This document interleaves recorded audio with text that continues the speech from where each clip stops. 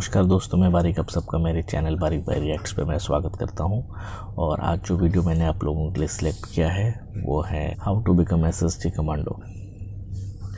तो चलिए इस वीडियो को देखते हैं और इस वीडियो के बाद में फिर मैं आपको अपना रिएक्शन देता हूं।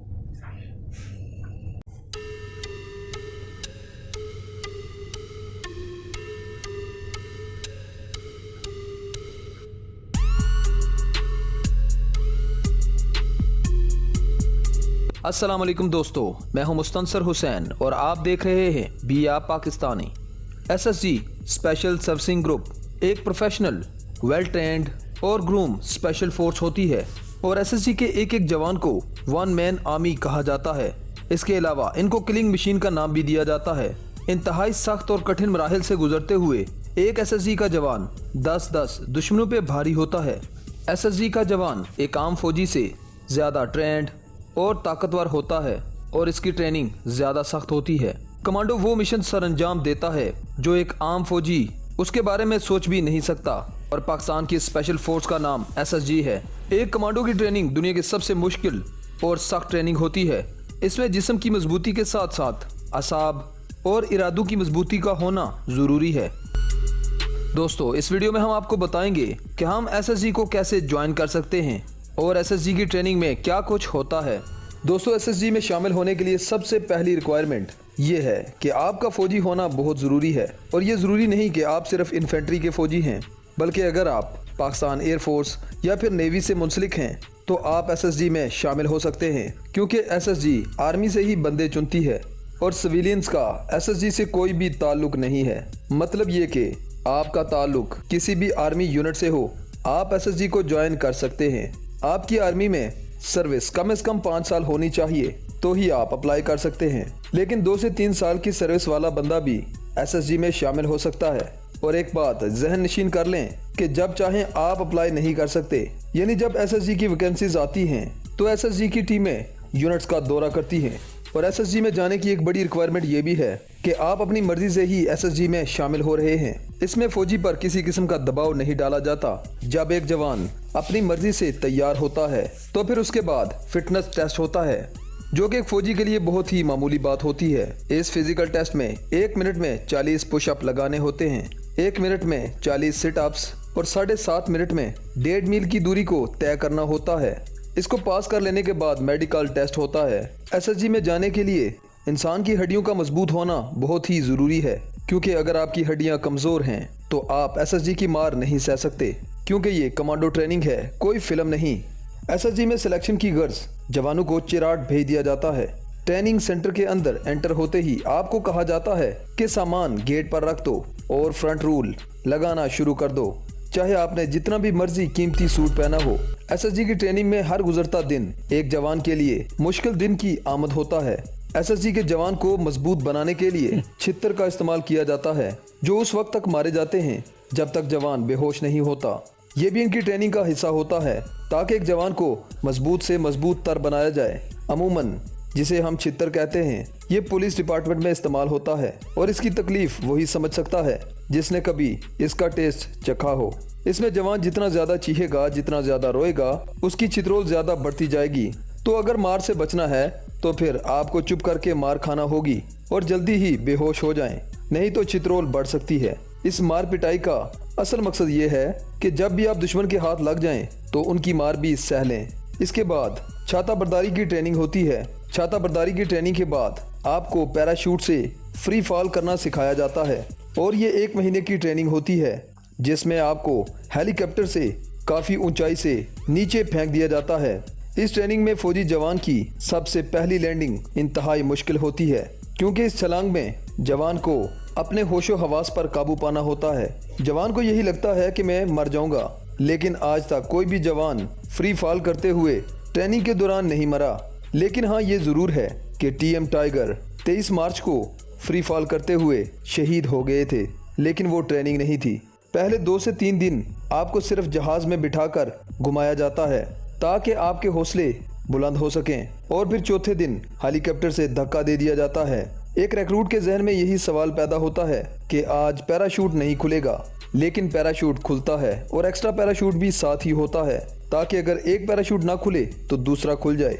जब जंप का सिलसिला शुरू होता है तो कुछ दिनों के बाद आपको इन फॉल्स में मज़ा आना शुरू हो जाता है और आपको ये सब खेल लगता है।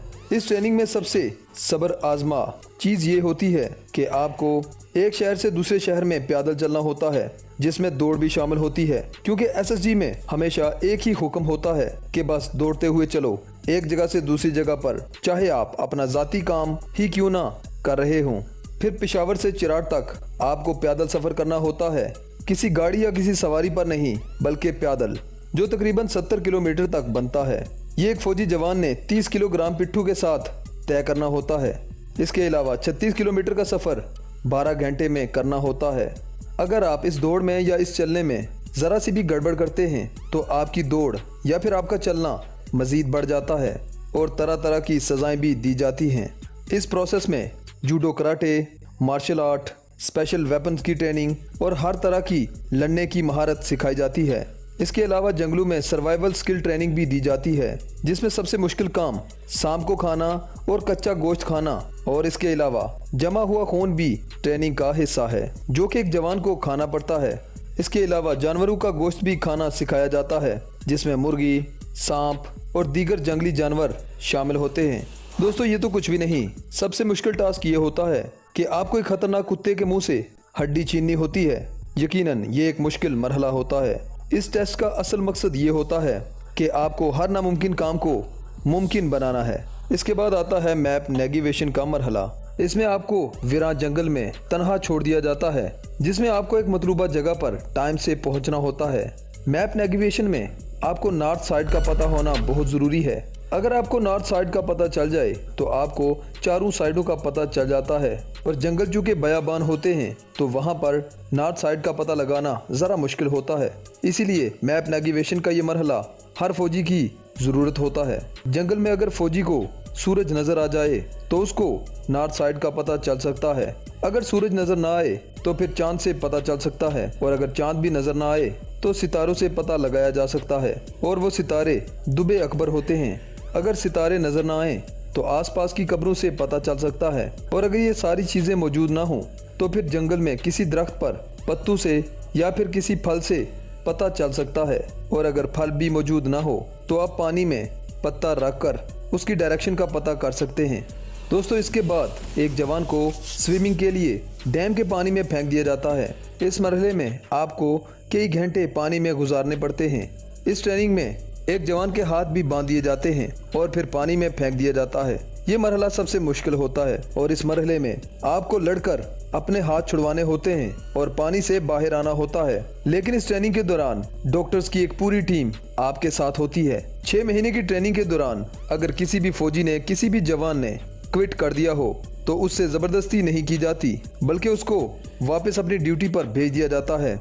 एसएसजी में किस्मत का सही होना ज़रूरी है, क्योंकि अगर फाइनल परेड डे के पहले रिहर्सल के दौरान आपका बाजू या फिर पाँव फ्रैक्चर हो जाए तो आप कमांडो का बैच अपने कंधे पर नहीं लगा सकते। और ऐसा कई बार हुआ है कि फाइनल परेड से पहले ही कई जवानों की हड्डियां फ्रैक्चर हो जाती हैं, जिससे वो कभी भी एक कमांडो नहीं बन सकते।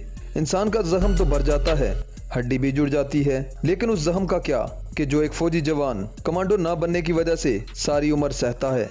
दोस्तों, यही लेवल है एक कमांडो बनने के लिए। दोस्तों, जब एक जवान एसएसजी की ट्रेनिंग कर लेता है तो उसके बाद वो एक आम फौजी नहीं रहता, बल्कि उसके अलाउंसेस, उसका खाना और दीगर मरात बढ़ा दिए जाते हैं, क्योंकि ये स्पेशल जवान होते हैं जिन्होंने हर मुश्किल टास्क को पूरा करना होता है। तो इसीलिए इनका काम सिर्फ और सिर्फ एक्सरसाइज ही होता है, और इनकी डाइट भी बैलेंस होती है, जिससे इनका वेट ना बढ़ सके।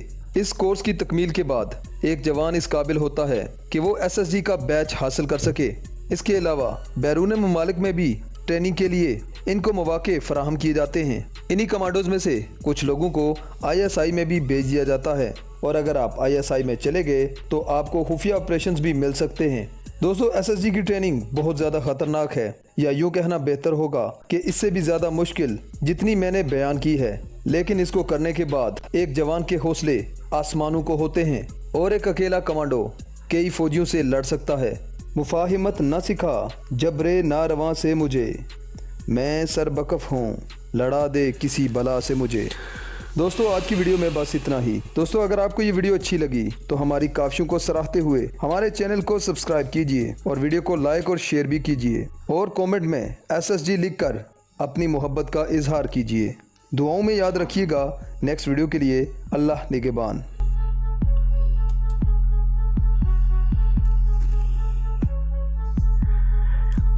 तो दोस्तों वीडियो मैंने देखी, वीडियो काफ़ी दमदार, काफ़ी फाड़ू है, बहुत ही प्रोत्साहित, एनर्जेटिक है। इस वीडियो को बनाने वाले हैं BA पाकिस्तानी करके इनका यूट्यूब चैनल, जिसका डिस्क्रिप्शन में आपको इनका लिंक मिल जाएगा इस वीडियो का। तो वीडियो देखकर दिख के ही लगता है कि एक कमांडो आसानी से नहीं बनता। उनको बहुत सारे मुसीबतों से गुजरना पड़ता है, बहुत सारे उनको अपने सुख को छोड़ना पड़ता है और टफ़ ट्रेनिंग से उनको गुजरना पड़ता है टू बिकम टफ़। और एक अपने कंट्री के लिए सोल्जर बनने के लिए इनको बहुत कुछ झेला पड़ता है, इससे दिखता है। और ख़ासकर जहाँ तक मुझे पता है कि SSG जो हमारे इंडिया में भी NSG और SPGs हैं, तो उनकी तरह उनको सिंस अपने कंट्री के एलिट लोगों को उनको सिक्योर करना पड़ता होगा, तो ऑफ कोर्स उनकी ट्रेनिंग काफ़ी स्ट्रॉन्ग और हार्ड वो होगी। पर मैंने इतने सारे देखे हैं ट्रेनिंग्स दुनिया भर के, बहुत सारे आर्मी की। पर कहते हैं ना कि हम देशियों का जो तरीका होता है टू ट्रेन पीपल, लाइक जैसे डैम में हाथ पैर बांध के फेंक देना ताकि वो बाहर निकले, फिर छित्तर से मारना, और जो इस तरह के जो टफ़ होते हैं, सांप खाना, सच में यार काफ़ी आसान लगती है हमें अपनी ज़िंदगी जब हम अपने दायरे के अंदर बैठ के इन चीज़ों को देखते हैं और जज करते हैं। तो we are nobody to do that actually, क्योंकि जो लोग इतना कुछ झेल के अपने देश के लिए मिल मिटने के लिए रेडी रहते हैं, इन सब के लिए हमेशा हमें बहुत रिस्पेक्ट होना चाहिए अपने अंदर से। बहुत रिस्पेक्ट आता है मेरे को ऐसे लोगों के लिए, चाहे वो कहीं से भी हो, किसी भी देश के लिए हो। We should respect their effort and we should respect their उनके कंट्री, उनके नेशनलिज्म पे, कि वो इतना कुछ झेलते हैं अपने देश के लिए। तो मुझे तो ये वीडियो बहुत अच्छा लगा। आप लोगों को मेरा ट्रेलर कैसा लगा, आप लोगों को मेरा रिएक्शन कैसा लगा, प्लीज़ कमेंट करके बताएं। फिर मिलते हैं अगले वीडियो में। अपना ख्याल रखें।